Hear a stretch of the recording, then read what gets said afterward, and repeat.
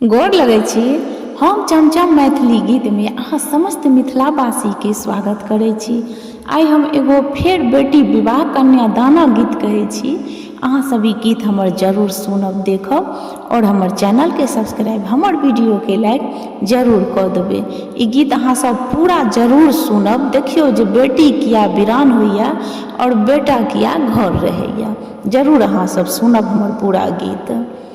बेटा बेटी एके कोखी जाना